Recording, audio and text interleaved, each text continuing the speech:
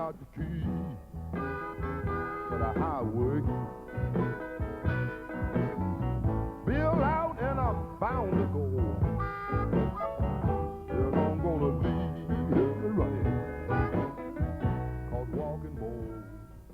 Muddy Waters, welcome to Jersey. Oh, thank you. Your real name, of course, is McKinley Morganfield, and I know there's a nice story about how you came to be called Muddy Waters. Can you tell us? Yes, my real name is McKinley Morganfield. That's why I pay tax by. I live by Muddy Waters. When I was a kid, I lived in the country, and my grandmother raised me. And then people used to come to the house after the rain to clean off the mud off the feet to come inside the house on the porch, on the gallery. We call it porch, whatever it is. And the only thing I've been crawl out of that playing in the mud. And my grandmother called me a little muddy baby. So when I started playing up the harmonica when I was about 7 years old, or 6, 7 years old, kids added water to it. So it grew on for many moons. So it's been Muddy Waters ever since, yeah. Yes, it's been muddy ever since I was a crawling baby in the water when I was a little bitty tot. Now, you were born in Rolling Fork in Mississippi. Rolling Fork, Mississippi, raised in Clarksdale, Mississippi, out on a plantation called Stovall. What was life like in those days, from what you can remember? It wasn't a going easy thing, because we was doing like sharecropping. I was raised up like a sharecropper, worked on the plantation where we raised cotton and corn and beans and all that jive. And it wasn't exactly slavery time, but it wasn't no really good times. I mean, we had a good time. I learned all of my music through that spirit. So it was wonderful for me to, I guess, to live that, and then I know what I was trying to learn. As a youngster, how much education did you get? Not very much education, because like I said, I had to work on the plantation. Plus, the days I could have been going to school, I was trying to learn what I know now.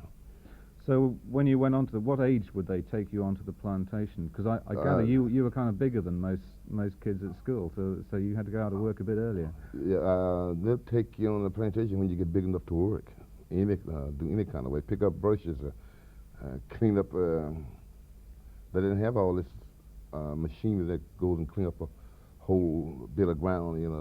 People had to do it by hands.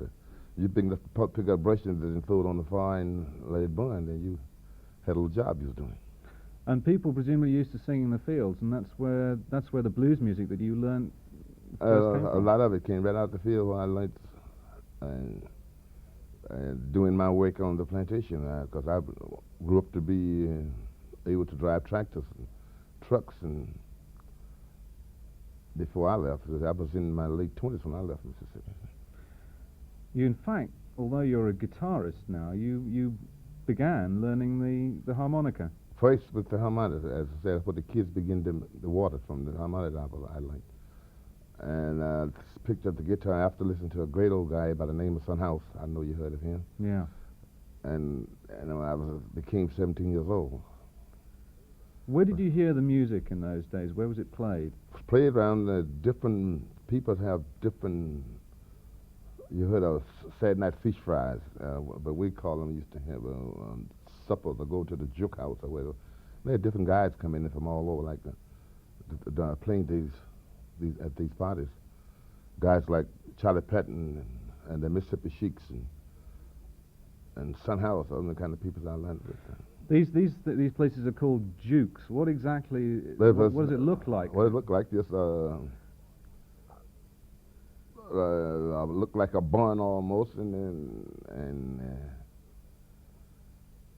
wasn't nothing jazzy, wasn't nothing pretty. I looked like old shack out on the plantation, and that's what. And could you get something to drink in there?